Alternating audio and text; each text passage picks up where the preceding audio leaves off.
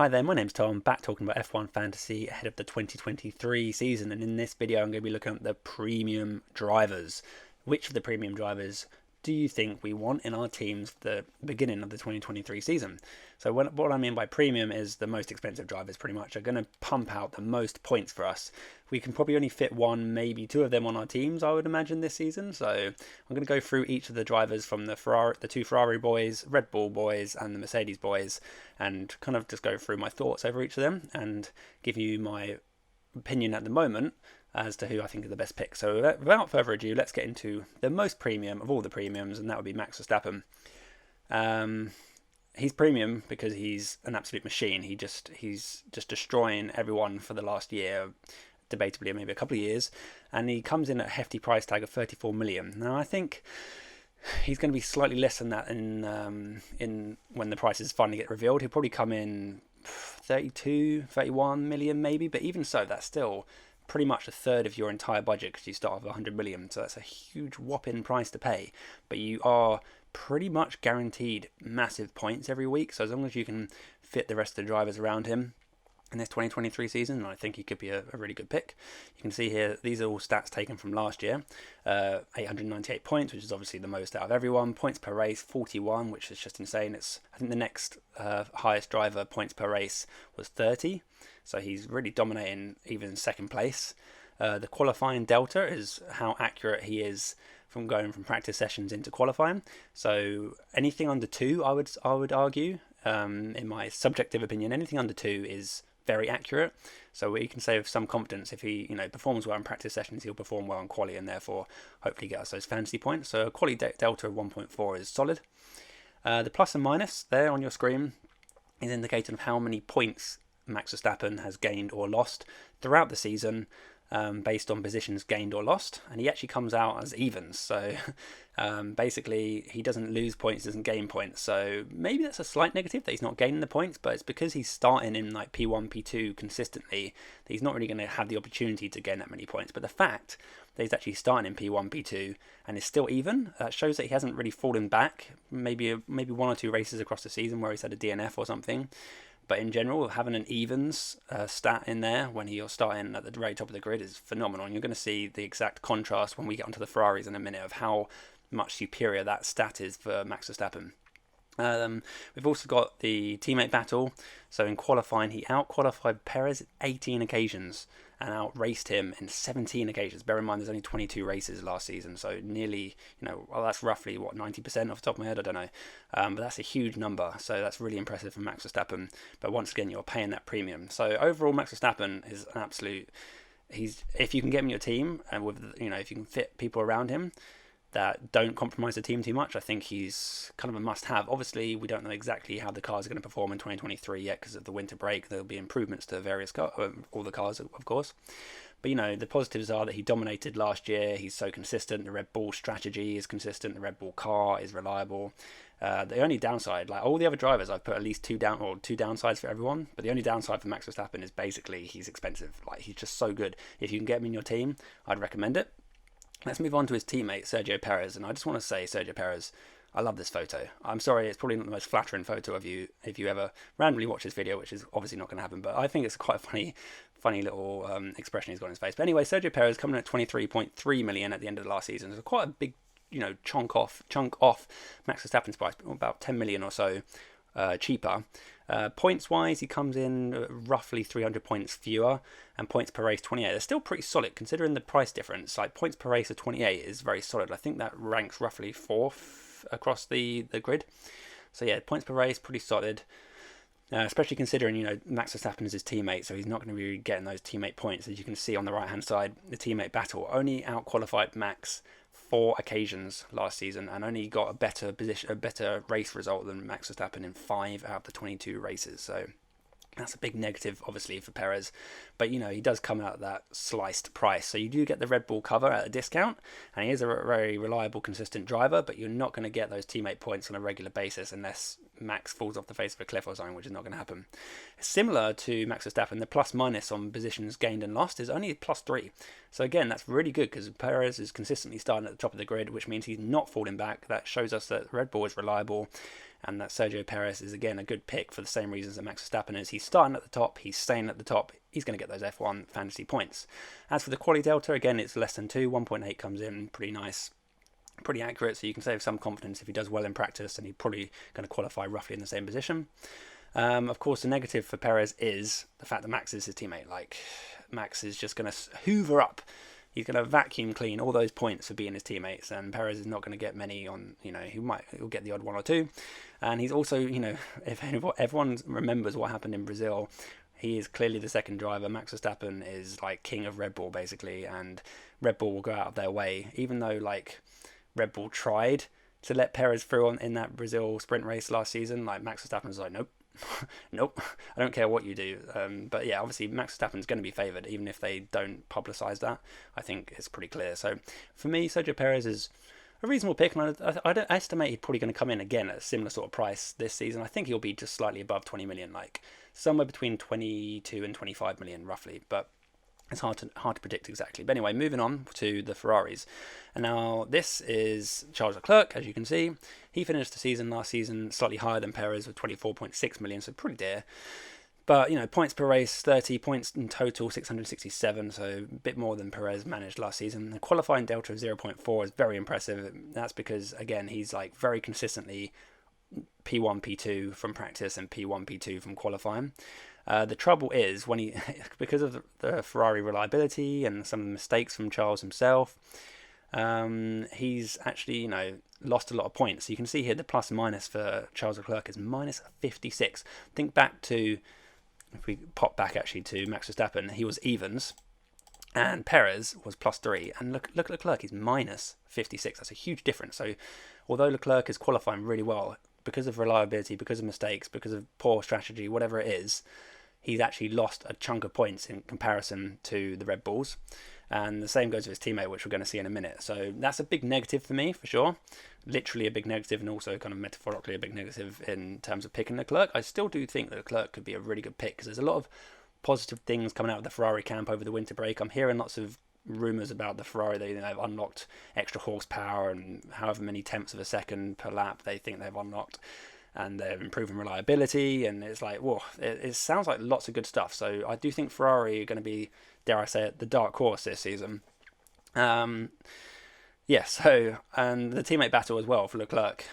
15 races he out-qualified in 12 races. So as you can see, again, the qualifying, he's doing better than Sainz through the season, but racing, only 12 races better than Sainz. So again, that kind of shows that Leclerc has qualified really well, but not always maintained that position during the race. And that's a bit of a kind of a red flag when it comes to picking fantasy assets. So you don't really want them to drop back. But having said that, still a points return of 30. If the Ferraris can sort out their reliability issues and their strategy issues, and Leclerc can just kind of sweep up some of those mistakes and get rid of them, then I do think Leclerc could be a fantastic pick going into this season. I think he'll come in at that similar sort of price. And I remember 2 years ago, Max Verstappen started the season at roughly 24-25 million, and I had him in my team for the majority of the season in F1 Fantasy, and he just swept up all the points. I do think Leclerc's going to come in again around 24-25 million, and he could be like the premium driver. Then we could be seeing Charles Leclerc world champion if Ferrari can clean their act up. So I do think he could be quite a nice discount on the likes of Max Verstappen going into 2023. As for Leclerc's teammate, we've got Carlos Sainz. He finished the season at a price slightly under the 20 million sort of cut-off for turbo driver. So he was obviously the most popular turbo driver at the end of last season, coming in at 19.4 million. Points per race is 23, which is respectable, but not quite, we've just seen the other guys who are all like around the 30 mark, or Max Verstappen up in the 40s. So 23 points per race. He had a lot of DNFs last season. I do believe he had, I think it was 6 DNFs off the top of my head. I could be wrong. Correct me if I'm wrong. But yeah, there's quite a few DNFs, again, due to like reliability issues and that sort of thing, and random crashes and stuff. So I think overall he was a little bit unlucky. So I think his points per race is probably like, if he has a clean season, I think points per race is going to be a lot higher than 23. So I do think he could be a reasonable sort of cut down price on Leclerc. So I think, like I've just said, Leclerc will probably come in around 25 million roughly. I think Carlos Sainz will definitely be a couple million cheaper. So, but for me, as long as he's above 20 million, I just probably won't even touch Carlos Sainz, to be honest. He's not, for me, on the same level as the likes of Leclerc or Verstappen. So if I want to pick a premium driver and I can only pick one, maybe two, I don't think Carlos Sainz is going to be included in that, to be honest, even though he did have a strong end to the last season. But you can also see his plus minus kind of backs up the Charles Leclerc stat. He's also on minus 65 points from positions gained and lost. So again, because he's starting up high on the grid and the multiple DNFs and reliability failures, that sort of thing, he's lost a lot of points from those positions gained and lost. Teammate battle, underwhelming. Only out-qualified Leclerc on 7 occasions and out-raced him on 9 occasions. So yeah, not most exciting. And I do think that Leclerc will be like the number one driver, even though the Ferrari are kind of adamant that they don't have a number one driver. But I do think Leclerc is kind of just like the poster boy of Ferrari, and they're going to want him to do well. So yeah, that's it for Ferraris. Carlos Sainz for me personally doesn't quite interest me, but you might beg to differ, and by all means let me know. So moving on to the third and final, what I would class as premium team, we've got the Mercedes. I'll start off with Lewis Hamilton. He finished the season at 22.9 million with a respectable 581 points and coming in at points per race of 26. So I think he only had two DNFs, I want to say, last season. So points per race 26 is respectable. Kind of, we all know Mercedes had their struggles last season, but I do think that they're going to be coming back much stronger in 2023. And I think Lewis Hamilton and George Russell are going to come in similarly priced. Again, there's going to be a group of them in that sort of mid 20 million range. And Lewis Hamilton's definitely someone that interests me because he's Lewis Hamilton. He's very reliable. He's got great experience. He's multiple world champion. You can see the plus minus on his points from positions gained. He's gained 43 points. That's quite, that's like 100 points difference from him and Leclerc. So, where he's qualifying, he's constantly gaining positions because of his reliability, his experience and expertise. I do think he'll be quite, on the expensive side of things, but then all these guys are going to be expensive, I guess, so it's not really so much of a negative. Again, I've put down there as a negative tough teammate because I do think George Russell, he kind of matched Lewis Hamilton and in some places outmatched Lewis Hamilton. So I think that's a little bit of a negative. It's kind of hard to know where the teammate battle is going to fall between Lewis and George. You can see the stats on the right there. Teammate battle, Lewis out-qualified George on 13 occasions and out-raced him on 10 occasions. The main bulk of fantasy points come from the races, so you kind of want to see the race column a bit higher than that. But I do think that Lewis, he struggled a lot at the beginning of last season. I think it was a bit of a shock to the Mercedes team as a whole, that the car was just really, really bad at the beginning of the season, and George Russell was just like loving it because he loves driving a bad car because he spent 3 years at Williams. So yeah, I do think Lewis Hamilton again could be, if I was going to go over two premium drivers, I think Lewis Hamilton could be like that second option for me personally. The qualifying delta again slightly above 2.6, so it's not always that easy to predict exactly when Mercedes were going to qualify based on practice sessions. But I think overall, Lewis Hamilton for me is definitely someone that's hot on my radar, depending on the price that gets revealed. So let's move on to his teammate. That is, of course, George Russell. There he is, sat there, looking into the distance. Very cool guy. 24.4 million at the end of last season, so slightly more than Lewis Hamilton. And I do think they're going to be, I reckon, if the guys behind F1 Fantasy have got some sense, I think they'll put George and Lewis like exactly the same price and just let us, scratch our heads over who we want. I think that'd be a good way of doing it. So yeah, points per race last season 30. He was Mr. Consistent. He was Mr. Saturday. Now he's Mr. Sunday, if that's a thing. Yeah, he's just very consistent, reliable. The Mercedes is reliable. He gets those positions gained. His quality delta is 3.0, so it's not super accurate. And also, if you see my other video about the quality delta, I did a whole video on it. Quite often from the practice sessions, he'd actually drop back, so he'd be qualifying worse than what the practice sessions would suggest. Which seems like a bad thing, but actually when you think about it a little bit more, it might also be a good thing because that means he's got the opportunity to gain those positions back and get those points. And you can see he's finished here with the plus 64 points across the season, so that's really positive, like really, really good. It's one of the best across the grid. I think it's pretty much only outmatched by possibly the Aston Martins off the top of my head. Again, you can see the teammate battle was very much in the balance between him and Lewis, 9 versus 12. The fact that he's outraced Lewis on a couple more occasions than Lewis managed to do to George gives me some confidence in George Russell. But again, it's a tough one to call. He's got a very tough teammate in Lewis. We just don't know which way it's going to go. He's not going to consistently get those teammate points. And again, he's going to be kind of expensive. But I think overall, if they price George and Lewis at exactly the same price, I think I'd lean more towards Lewis, but it's kind of a tough call at the moment. We'll see what happens when the prices are revealed. So overall, across these 6 drivers that I've gone through so far, I think, although I've kind of poo-pooed it a little bit, I do think that Charles Leclerc could be the one this season for me to start the season. Obviously, we've got the testing to come, so we want to have a look at that first before we make our final decision. But I do think, for me, Charles Leclerc, there's a lot of positive vibes coming out of Ferrari right now. If they've sorted out their reliability issues, I think Leclerc possibly coming in 25, 26 at a push, maybe 27 million. I don't think it'll be quite that expensive.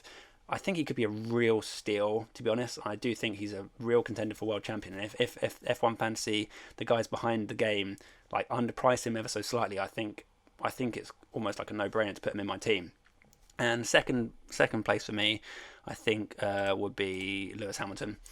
I just think he's Mr. Consistent. He's hungry for that 8th world title. Mercedes is going to come back strong. I've got a lot of positive vibes about Lewis Hamilton. I think he could be if I'm going to go with 2 premiums in my team, then it could be Lewis and Leclerc. But obviously, it's completely dependent on the prices when they get revealed and the testing and a few other factors. So that's my thoughts at the moment. Obviously, I'd love to have Max Verstappen in there. I mean, you could argue just go with Max Verstappen and only have 1 premium and fill up the rest of your team with the likes of Lando Norris, maybe like Alonso, Ocon, whoever, like some of the midfield drivers, and just bank on those pretty much guaranteed points for Max Verstappen.